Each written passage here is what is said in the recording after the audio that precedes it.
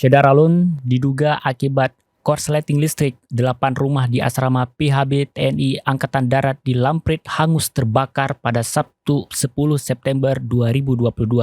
Kejadian itu terjadi sekitar pukul 15.30 waktu Indonesia Barat. Belum diketahui secara pasti apa penyebab kebakaran tersebut. Namun berdasarkan informasi dari warga sekitar, api diduga berasal dari korsleting listrik. Setidaknya sekitar 8 rumah yang ada di sana hangus terbakar. Pantauan serambinews.com di lokasi kejadian perkara, rumah yang terdampak kebakaran tersebut mengalami rusak berat. Anginnya cukup kencang membuat api semakin membesar dan langsung menjalar ke rumah lainnya. Seorang pemilik rumah hampir nekat menerobos terjangan api dengan kepulan asap yang pekat. Namun usahanya itu gagal karena dihadang oleh para petugas di lapangan.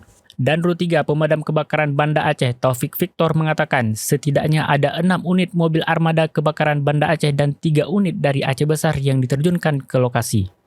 Ia mengatakan api pertama kali muncul dari rumah di dekat persimpangan yang sebelah kiri. Pihaknya menerima informasi kebakaran tersebut berdasarkan laporan dari masyarakat sekitar. Saat tiba di lokasi, api sudah dengan cepat membesar. Pemadam juga mengalami kesulitan saat memadamkan api lantaran jalur masuk dipadati oleh warga. Pantauan serambinews.com di lokasi, api saat ini mulai berhasil dijinakkan. Para petugas saat ini mulai melakukan pendinginan terhadap 8 unit rumah yang terbakar tersebut. Dari Banda Aceh, Indra Wijaya, Serambi On TV.